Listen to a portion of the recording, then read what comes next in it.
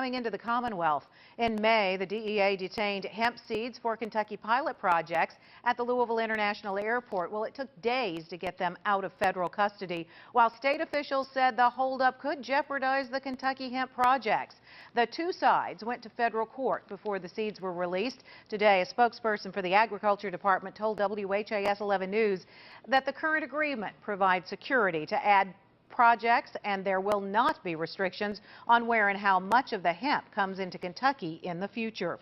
Well, Kentucky's hemp projects have convinced a man whose name is well known in Colorado for turning marijuana into medicine to move the base of his operation here. He says hemp can put Kentucky on the map, creating a medicine that helps a huge number of ailments. Tonight, in an exclusive interview, I sit down with Josh Stanley and question him about his vision for Kentucky hemp. It's here, on this Kentucky hemp farm, that a man from Colorado is staking his time, his experience, and his money. Yeah, I use the word phenomenon, and I think we're looking at an agricultural phenomenon in Kentucky's very, very near future. In Colorado, Josh Stanley is known as a medical marijuana pioneer. He and his brothers have cultivated many forms of medical pot to help control seizures in children. They believe it can help others, cancer patients and veterans. It worked for depression. It worked to curb the post-traumatic stress disorders, the flare-ups. It worked so well that we were astonished.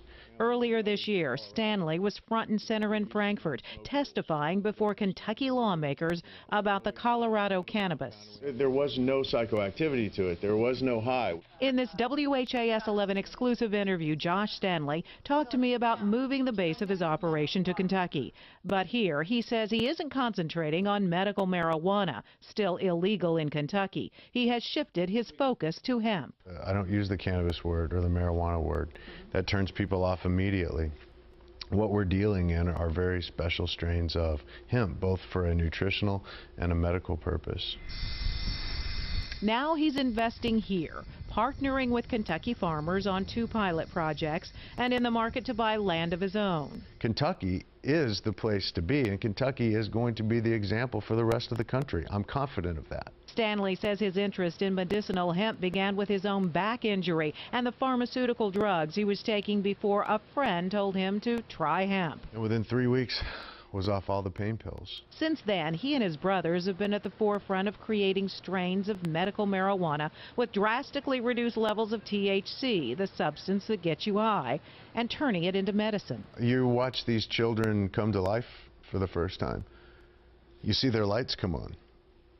You understand, and parents start to begin to meet their children for the first time. Now he says Kentucky is on the forefront of making medicine from hemp. There are so many unanswered questions, but we're not going to answer them unless we get to it. So what my company and my nonprofit organization seeks to do is to come here and lend a hand. This fall, the hemp from this farm will be turned into an oil, CBD oil, distributed to children and veterans. My hope is under the pilot project that we can take care of about 400. 400. 400. It doesn't seem like very many. No, we need to be able to take care of about 400,000.